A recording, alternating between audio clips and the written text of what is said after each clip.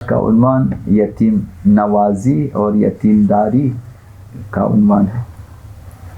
یتیمداری کے کچھ احکام ہوتے ہیں اسلام میں، اگرچہ اسلام میں کوئی خاص ایسا عنوان نہیں دیا کہ جو ہے کسی کو اپنا بیٹا بنا لے، یہ تصور نہیں ہے، یعنی کسی بھی بیٹے کو اپنا بیٹا نہیں بنا سکتے، کسی کے بھی آپ مطلب لے پالک ہم لوگ گود لیتے ہیں، پال لیتے ہیں، لیکن وہ اپنا بیٹا نہیں ہوتا۔ لیکن یتیمداری کے لیے بڑی تاکید کی گئی ہے، کسی یتیم کی سرپرستی کریں، اپنے گھر لا کر سرپرستی کریں، خود انہی کے گھر میں آپ سرپرستی کریں، اخراجات دیکھ بھال وغیرہ کریں، اس کے لیے بہت زیادہ تاکید ہوئی ہے۔ حضرت آقا رسول خدا صلی اللہ علیہ وآلہ وسلم انہوں نے فرمایا کہ انا وکافل الیتیم کہاتین فی الجنہ، میں اور یتیم کی کفالت کرنے والا یہ دو انگلیوں کی طرح، انہوں نے اپنی دو انگلیوں کو جمع کیا اور فرمایا اس طرح ہوں گے جنت میں میرے ساتھ، یعنی میرے ساتھ ساتھ ہیں جنت میں، کہ انسان دنیا میں ایک یتیم کی کفالت کرے، اس کی سرپرستی کرے، اس کے لیے اخراجات جو ہیں وہ پہنچا دے، اور اس کے تعلیم تربیت خلاصہ اس کو ضائع ہونے نہ دے، معاشرے میں رسوا ہونے نہ دے، اس کی ضروریات کا خیال رکھے، تعلیم تربیت وغیرہ، لباس، مسکن، کھانا پینا۔ تو پیغمبر اسلام نے فرمایا جنت میں ان دو انگلیوں کی طرح ہوں گے، میرے ساتھ ساتھ ہوگا، جس طرح دو انگلیاں ساتھ ہوتی ہیں اسی طرح سے وہ میرے ساتھ ہوں گے۔ تو یہ پہلی چیز کہ اسلام نے اس بارے میں بہت زیادہ تاکید کی گئی ہے، کہ مثلا کہا گیا کہ کسی یتیم کے سر پہ شفقت سے ہاتھ پھیرے، اس یتیم پہ آپ کو رحم آتا ہے، شفقت آ جاتی ہے، محبت آ جاتی ہے، اور آپ اس سر پہ پیار سے ہاتھ پھیرتے ہیں، تو جتنے بال آپ کے مثلا ہاتھ کے نیچے آ جاتے ہیں اس حساب سے خداوند انسان کو بخش دیتا ہے۔ تو دوسری چیز یہ ہے کہ جو شخص جس کے ہاتھ میں یتیم کا مال ہے، بچہ یتیم ہو گیا، اب اس کا مال بعنوان سرپرست اس کے ہاتھ میں ہے، تو اسے یہ یاد رکھنا چاہیے کہ یتیم کا مال کھانا قرآن مجید کی آیات کے مطابق آگ کھانے کے مترادف ہے، آگ کھانے کے مترادف ہے۔ یأکلون فی بطونہم نارا، جو لوگ مال یتیم کھاتے ہیں بنا حق بغیر کسی حق کے کھاتے ہیں، تو وہ اپنے پیٹ میں آگ بھرتے ہیں، لہٰذا انہیں بغیر کسی وجہ کے کھانے کی اجازت نہیں ہے۔ سرپرستی کے عنوان سے کچھ اخراجات آتے ہیں، مثلا کرایہ وغیرہ، وہ اسی کے مال سے دے سکتے ہیں، لیکن یہ کہ ابھی چونکہ وہ یتیم ہے بس کھانا شروع کریں، تمام جائیداد اپنے نام پہ کر لیں، جعلی کاغذات بنا کے سب کچھ اپنے نام پہ کریں، جب وہ یتیم بڑا ہو جائے گا تمہارا تو کچھ بھی نہیں تھا، تمہارے باپ نے سب کچھ ہمارے لیے بیچ دیا تھا، اس طرح سے کر لیتے ہیں۔ تو یہ چیزیں مال یتیم کھانے والے کے لیے اس کی بخشش بہت مشکل ہے، جب تک وہ یتیم معاف نہ کرے، جب وہ بڑا ہو جائے، بالغ ہو جائے، پھر معاف کرے۔ نابالغ ہو تو وہ معاف کر نہیں سکتا جب تک وہ بالغ نہ ہو، چونکہ با اختیار نہیں ہے۔ اگر خدا نخواستہ وہ شخص اس یتیم کے بالغ ہونے سے پہلے اور اس سے اجازت اور اذن لینے سے پہلے مر جائے، پھر اس کے لیے عذاب ہی عذاب ہے۔ تو لہٰذا یتیموں کے گھروں میں جا کر نہ کھایا کریں، جہاں پہ یتیم نابالغ یتیم ہیں اور جو ہے کھانا مشترک ہے، اور سب کے مکس مال سے آپ کو کھلاتے ہیں، تو وہاں نہیں کھانا چاہیے۔ انسان احتیاط کریں، ایسے گھروں میں نہ جائیں، فاتحہ خوانی کے لیے جائیں، قرآن خوانی کے لیے جائیں، یا ویسی دعوتوں پہ اگر جائیں تو وہاں چھوٹے چھوٹے یتیم رہتے ہیں۔ اگر وہ اس گھر کے بڑے افراد جو مثلا 15 سال سے اوپر ہے، 16 سال سے اوپر ہے، بالغ ہیں، ان کے پیسوں سے، ان کی اجازت سے، اور ٹھیک ہے اگر یتیموں کا مال بھی اس میں شامل ہے تو یتیموں سے تو ہم اجازت نہیں لے سکتے، یہ مسئلہ ہے۔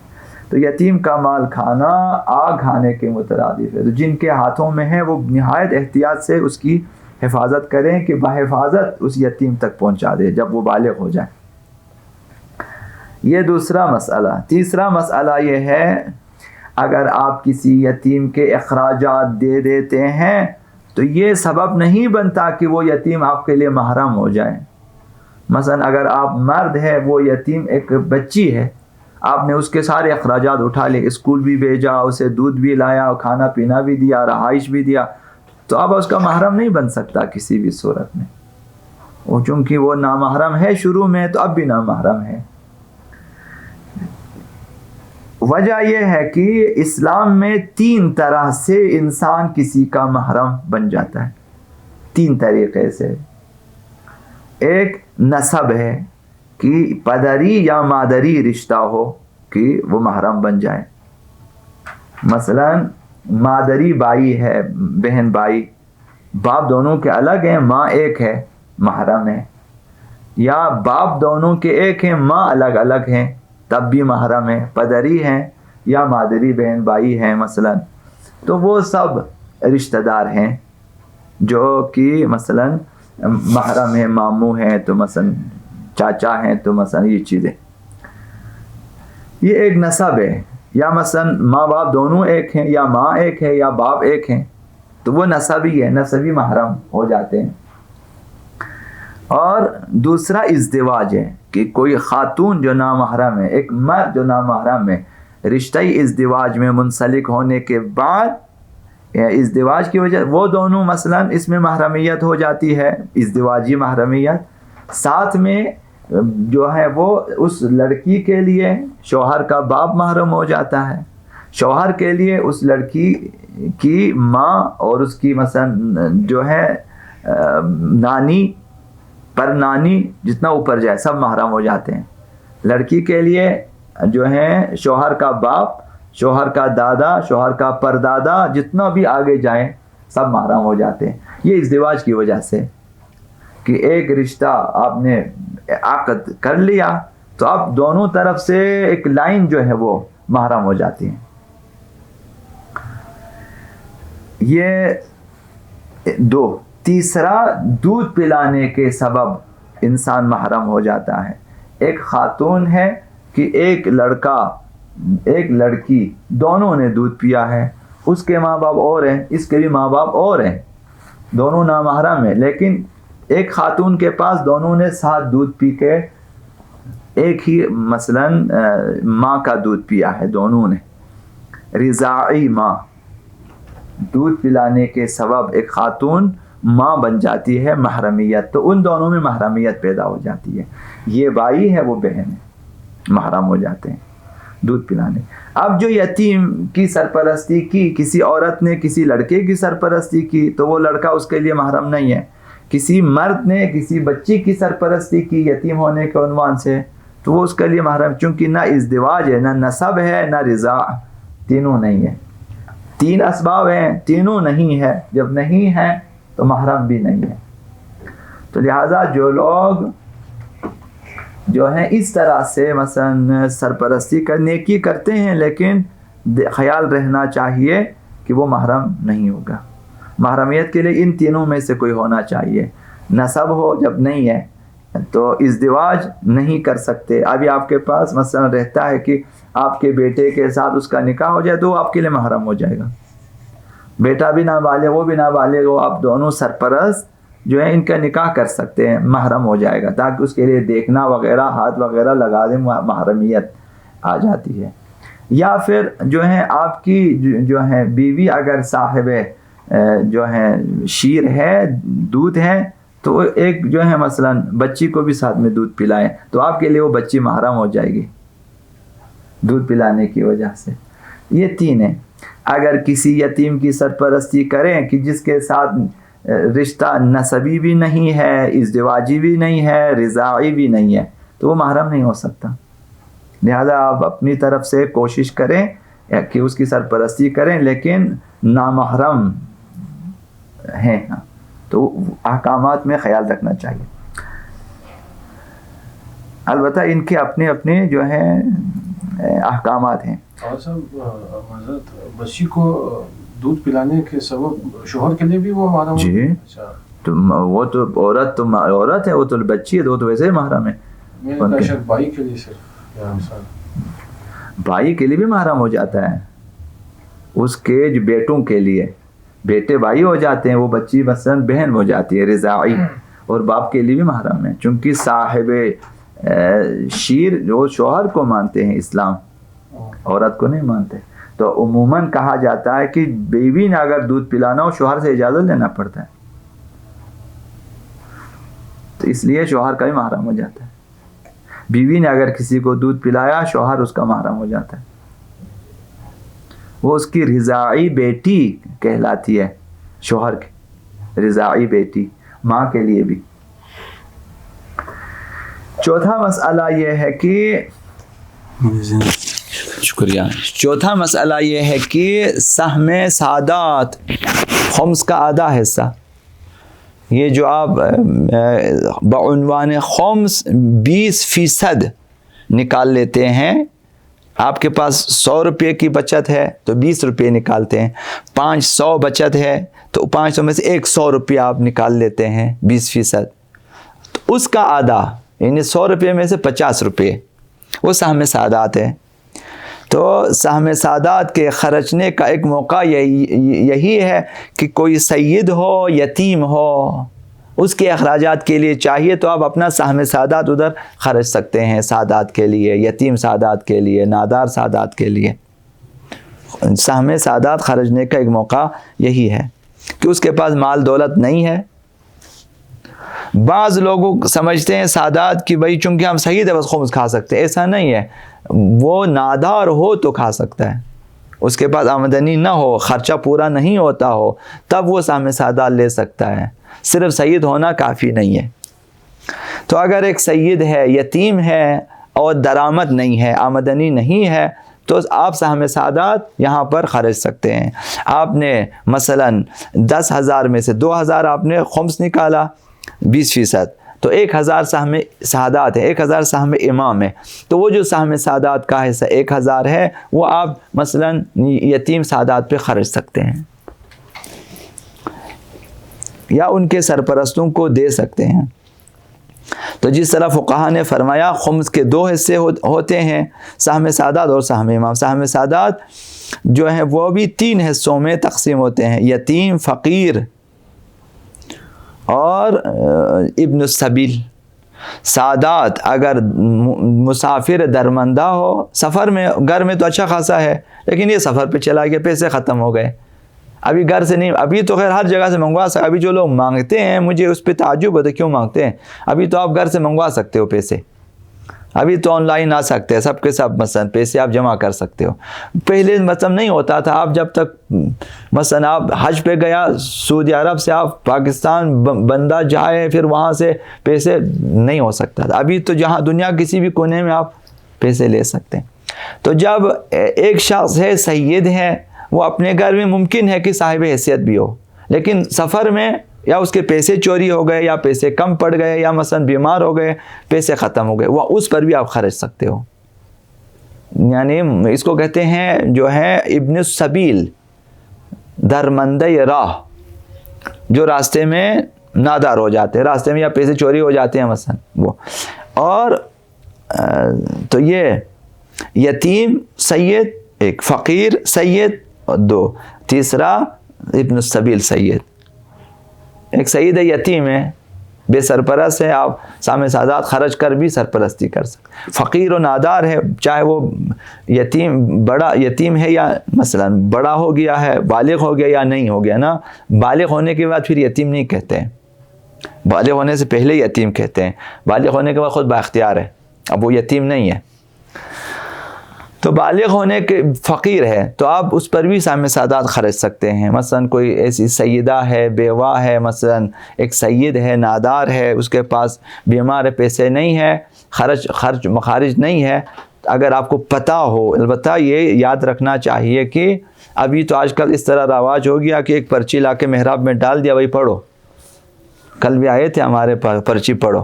ہم نے پہلی دفعہ آپ کو دیکھا ہے، پرچی کس نے لکھا مجھے کیا پتا، آپ کیا کہتے اس پہ 16,000 بل اعلان کرو.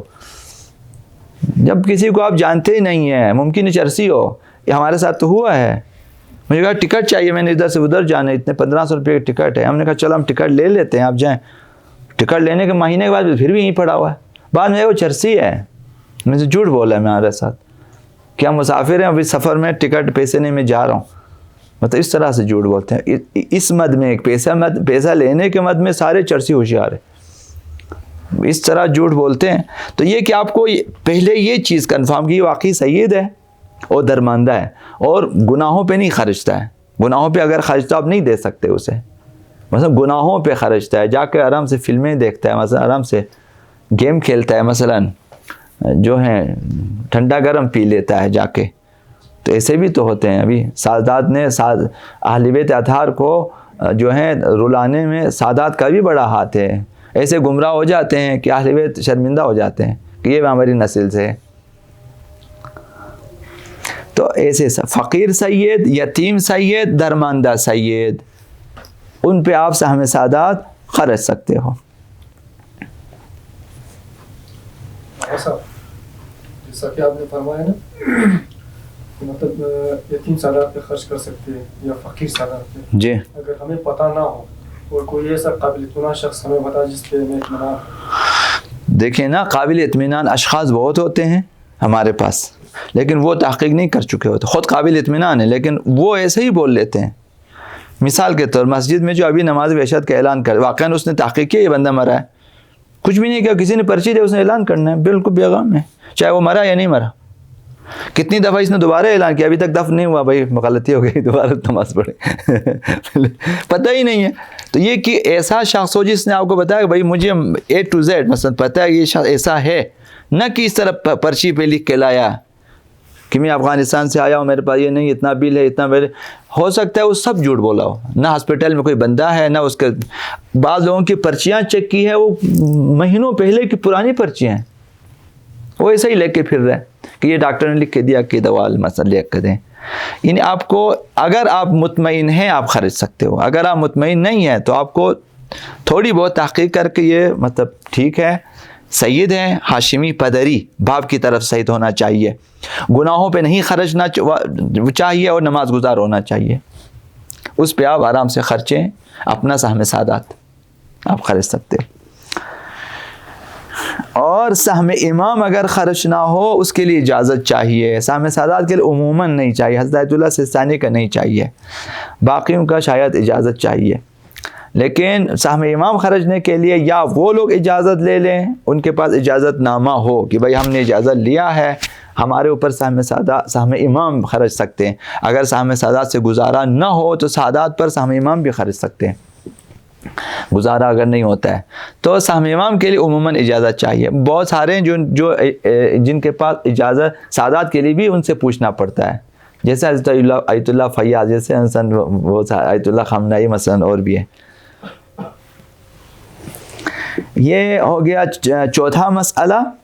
پانچواں مسئلہ، وہ بچہ جو یتیم ہو جاتا ہے اس کی حضانت، ان سرپرستی، اس کی نگہداری، حضانت اور سرپرستی.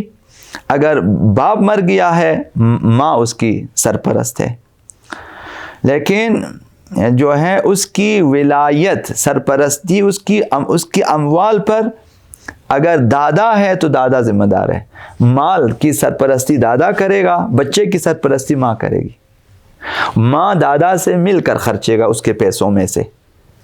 اس کو دودھ چاہیے، مطلب بچے کی اپنی سرپرستی ماں کے ذمے ہے، لیکن اموال کی سرپرستی دادا اگر زندہ ہے اس کے ذمے ہے. اگر دادا موجود نہ ہو تو مجتہد جامع شرائط سے پوچھنا چاہیے کہ وہ ماں کو اجازت دے یا کسی اور مومن کو اجازت دے کہ اس کی سرپرستی کرے.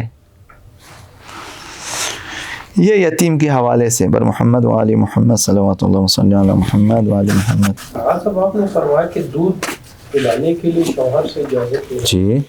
ہم نے یہ بھی سنا ہے کہ شوہر اپنے بیوی کو یہ نہیں کہہ سکتے کہ مطلب آپ بچے کو دودھ پلاؤ زبردستی. جی ہاں یہ بھی صحیح. جی ہاں، پلانے کا عمل اس کا ہے، دودھ میں آپ کی اجازت چاہیے. پلانے کے عمل میں وہ اپنے بچے کو بھی دودھ پلائیں، شوہر سے پیسہ لے سکتا ہے، بھائی میں اس کو دودھ پلانا ہے. دودھ کا پیسہ نہیں لیتا، وہ پلانے کا پیسہ لیتا ہے. جی ہاں، البتہ دودھ پلانے کے شوہر کی اجازت چاہیے.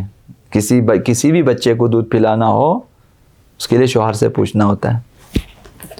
اب یہ بھی شاید مطلب اختلافی ہوگا، لیکن عموماً ایسا ہی ہے.